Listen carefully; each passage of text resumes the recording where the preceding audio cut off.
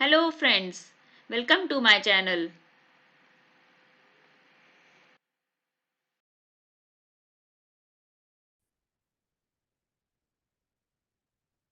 In this video we are going to discuss about the two functions. One is input function and another one is print function. So let's start. Input function we can input from user using in built-in function input. हमें जब भी user से input लेना होता है तब हम input function का यूज करते हैं और उसका सिंटेक्स क्या होता है वेरिएबल नेम जो भी आप वेरिएबल नेम लेंगे इक्वल्स टू इनपुट लिखेंगे एंड देन ब्रेसेस में आप उसकी वैल्यू डिस्प्ले करेंगे जो भी आपको इनपुट करवाना है ठीक है then value taken by input function will always be of string type ये आपको लर्न करना है बेसिकली याद रखना है कि जो भी इनपुट फंक्शन है वो always return string type value. So by default, you will not able to perform any arithmetic operation on variable. जिससे क्या होगा अगर सपोज करो मैं यहाँ a equals to 2 लेती हूँ a equals to और हमने इनपुट करवाया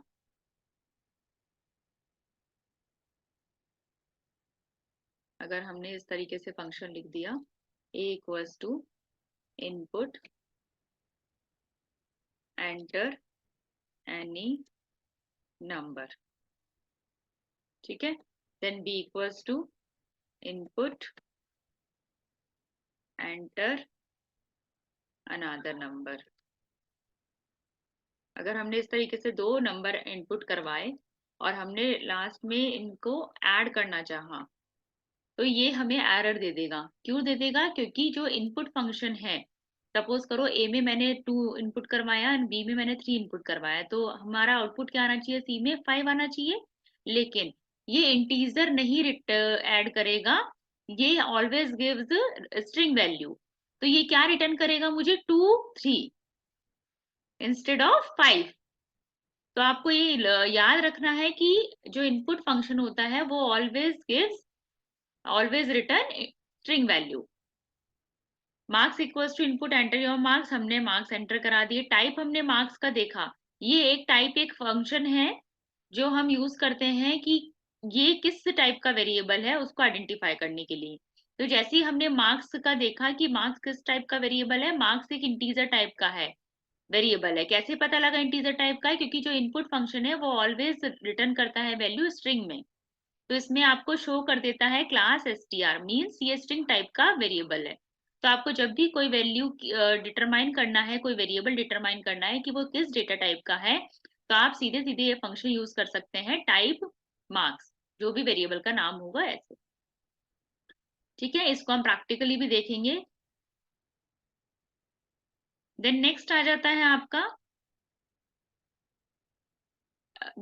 input function will always of string type so अगर हमें इनपुट फंक्शन को कोई और वेरिएबल डेटा टाइप में चाहिए होता है या इंटीजर या फ्लोट में तो हमें उसको टाइप कास्टिंग करनी पड़ती है टाइप कास्टिंग के लिए हम लोग इंट और फ्लोट फंक्शन का यूज करते हैं तो हम क्या लिखेंगे age equals to int type casting कर दिया हमने then input enter your age तो इनपुट जो फंक्शन हमारा स्ट्रिंग वैल्यू देता है वो इस इंटीजर के थ्रू वो उसको इंटीजर में कन्वर्ट कर देगा अब हम प्रिंट टाइप एज करेंगे तो देखो टाइप में हमारा इंट रिटर्न करा कि जो एज जो वेरिएबल है वो किस डेटा टाइप का होगा इंटीजर डेटा टाइप का होगा क्योंकि हमने यहाँ टाइप कास्टिंग कर दिया ऐसे ही सेम कंसेप्ट फ्लोट में होगा तो आप टाइप कास्टिंग का फंक्शन बेसिकली यूज कर सकते हो तो let's do practical also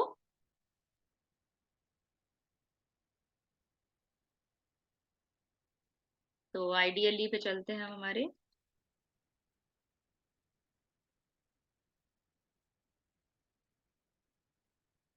this is our ideally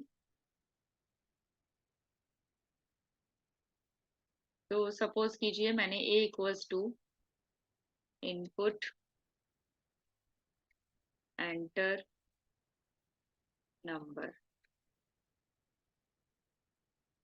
ठीक है हमने एंटर नंबर करवाया तो अगर हमें एक की वैल्यू प्रिंट करवाऊंगी तो 4 रिटर्न करेगा और किस में रिटर्न कर रहा है ये सिंगल कोट्स में रिटर्न कर रहा है तो डेट्स मीन ये एक स्ट्रिंग वैल्यू रिटर्न कर रहा है अगर हम सेम कंसेप्ट उसमें करेंगे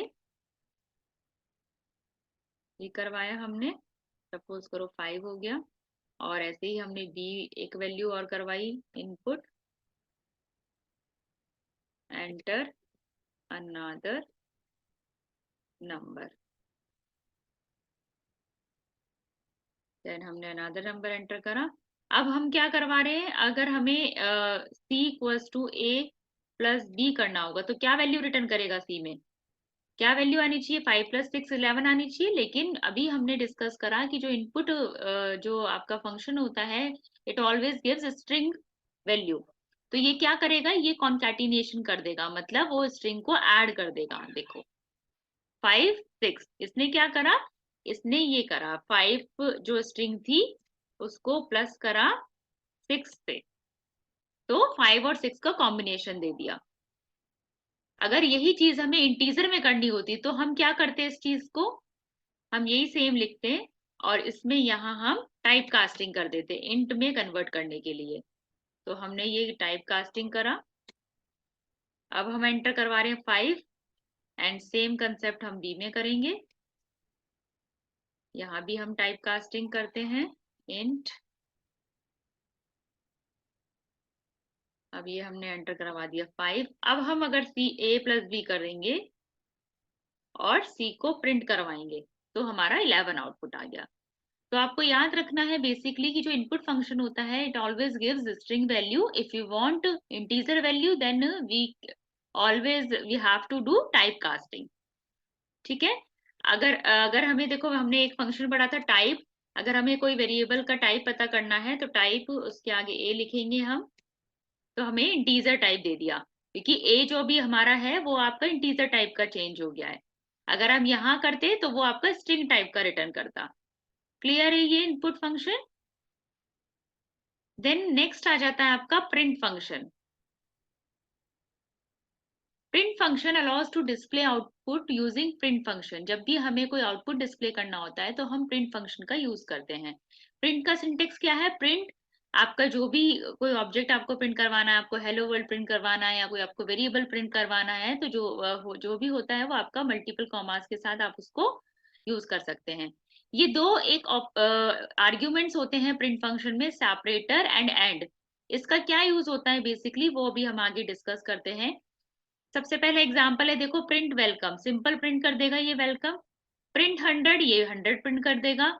एज इक्वल्स टू 20, तो your age is, double quotes आपके क्लोज हुए, कॉमा एज, ये क्या रिटर्न करेगा, ये आपका देखो डबल कोट्स में जो भी वैल्यू होती है वो एज इट इज प्रिंट होती है, और जो डबल कोट्स में या सिंगल कोट में हमने नहीं लिखी होती है, जिसका सीधे वेरिएबल लिखा होता है, वो वैल्यू एक्सेस करता है। तो इसका आउटपुट जो आएगा, योर एज इज 20। ठीक है। फीचर्स पढ़ते हैं। It auto convert the item into string. ये क्या करता है, प्रिंट स्टेटमेंट आपका स्ट्रिंग में कन्वर्ट कर देता है। It insert spaces between item automatically, क्योंकि इसमें जो सेपरेटर का जो आर्ग्यूमेंट अभी हमने पढ़ा था, सेपरेटर एक इसमें आर्ग्यूमेंट होता है, सेपरेटर और एंड। सेपरेटर मीन्स आपको किस, अगर आपको मल्टीपल स्ट्रिंग्स को प्रिंट करवाना है तो आपको किस उस पर्टिकुलर उससे सेपरेट करना है। बाय डिफॉल्ट वो स्पेस होता है। ठीक है। अगर आपको चाहते हैं कि मुझे स्पेस से नहीं, मुझे डॉलर साइन से सेपरेट करना है मल्टीपल स्ट्रिंग्स को, तो हम डॉलर साइन लगा सकते हैं। एंड स्टेटमेंट जब यूज करते हैं हम, जब हमें, जैसे बाय डिफॉल्ट जो एंड की वैल्यू होती है वो स्लैश एन होती है, मतलब न्यू लाइन करेक्टर होता है। जब भी हम दो प्रिंट स्टेटमेंट को लिखते हैं तो वो नेक्स्ट प्रिंट स्टेटमेंट आपका नेक्स्ट लाइन में आता है। ठीक है। लेकिन मैं चाहती हूँ कि नेक्स्ट लाइन में ना आके वो स्पेस आ जाए बीच में दो प्रिंट स्टेटमेंट के, तो हम एंड इक्वल्स टू स्पेस लगा देते हैं। ठीक है। So let's do practical also. Just see this example also. Default value of end parameter, आपसे ऑब्जेक्टिव में कई बार क्वेश्चन 1 मार्क्स का आ जाता है कि default value of end parameter क्या होता है, तो स्लैश एन होता है। And default value of separator parameter क्या होती है, स्पेस होती है। तो you have to learn this. Then print learning Python, हमने एक प्रिंट स्टेटमेंट करवाया, देन दूसरा प्रिंट स्टेटमेंट करवाया। आउटपुट क्या आया, learning Python and developed by, क्योंकि बाय डिफॉल्ट जो एंड ऑपरेटर होता है उसकी वैल्यू क्या होती है, स्लैश एन। तो जब हम नेक्स्ट प्रिंट स्टेटमेंट को एग्जीक्यूट करते हैं तो वो बाय डिफॉल्ट नेक्स्ट लाइन में आता है। ठीक है। ऐसे ही हम वैल्यू को चेंज कर सकते हैं एंड की। जैसे मुझे नेक्स्ट लाइन में नहीं चाहिए तो मैं क्या करूंगी, एंड वैल्यू एंड पैरामीटर में मैंने इस तरीके का कोई भी सिंबल आप यूज कर सकते हो। तो देखो आउटपुट हमारा चेंज हो गया। तो लेट्स डू प्रैक्टिकल ऑल्सो, जिससे कि आपको क्लियर हो जाए। आइडियली में चलते हैं हम लोग।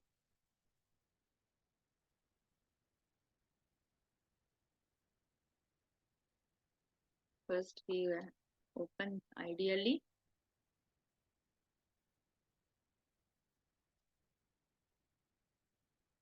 ठीक है, सिंपल प्रिंट। सिंपल प्रिंट में हमने हेलो करवाया, हेलो प्रिंट हो गया। अगर मुझे इस तरीके से प्रिंट करवाना है, माय नेम इज, ठीक है, और अभी हमने वेरिएबल नहीं लिया ऊपर कोई भी, तो हम इसको पहले हम वेरिएबल ले लेते हैं। पहले हम वेरिएबल ले लेते हैं, सपोज कीजिए प्राची। देन हमने क्या करा, प्रिंट माय नेम इज, और हमने वेरिएबल का नाम लिखा। ठीक है, तो आपका इस तरीके से प्रिंट हो गया। अब हम डिस्कस कर रहे थे हमारा, जैसे सपोज करो हमने दो वैल्यू प्रिंट करवाई, print hello and print hi.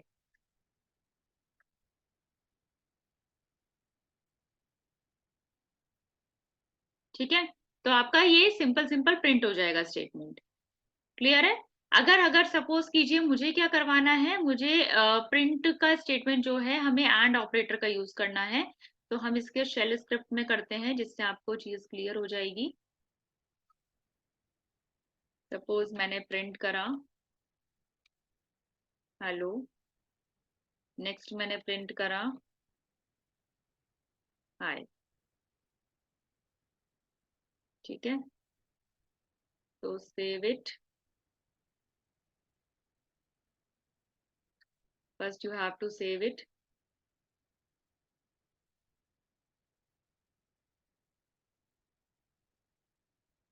.py से सेव करते हैं एंड देन एग्जीक्यूट इट।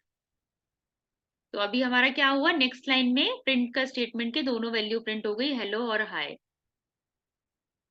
लेकिन मुझे क्या चाहिए, मुझे नेक्स्ट लाइन में नहीं चाहिए। तो मैं क्या करूंगी, अभी हमने डिस्कस करा था, हम क्या करेंगे, हम एंड ऑपरेटर यूज करेंगे। तो एंड इक्वल्स टू, सपोज कीजिए मुझे इसी लाइन में चाहिए, तो मैंने स्पेस दे दिया।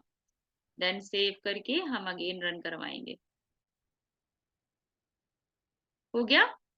ठीक है, तो एंड ऑपरेटर का आप कोई भी यूज कर सकते हो, उसमें आपको जो वैल्यू देनी होती है उसके अकॉर्डिंग वो एग्जीक्यूट हो जाता है। सपोज कीजिए मैंने यहाँ @ दे दिया, देन सेव एंड रन। @ आ गया। तो आई थिंक एंड ऑपरेटर आपको क्लियर हो गया होगा।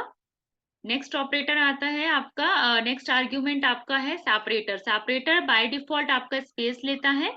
ठीक है, अगर सपोज कीजिए मुझे यहाँ मल्टीपल स्ट्रिंग प्रिंट करवानी है, हाय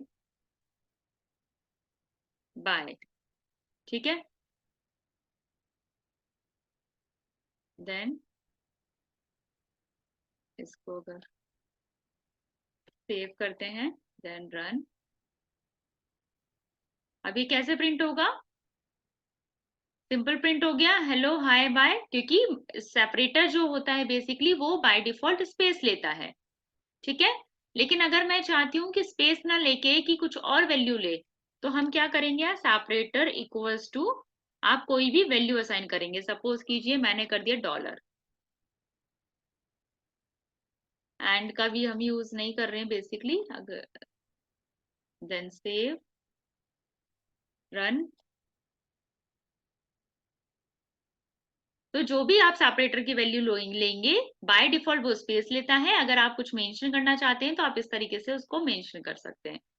तो आई थिंक आपको ये प्रिंट फंक्शन क्लियर हो गया होगा। इसमें दो आर्ग्यूमेंट्स होते हैं mainly, separator and by default separator की वैल्यू स्पेस होती है एंड की वैल्यू /n मतलब नेक्स्ट लाइन के लिए होती है। आप चेंज कर सकते हो, कोई भी वैल्यू आप डाल सकते हो, उसके अकॉर्डिंग आपका आउटपुट जनरेट हो जाता है। सो आई थिंक आपको दोनों फंक्शंस क्लियर हो गए होंगे, input and print function, which is very important. आपको हर जगह ये यूज़ आएँगे, तो इसके कंसेप्ट आपको बिल्कुल क्लियर होने चाहिए। So thank you and have a nice day. And if you like my video, then please like, share and subscribe.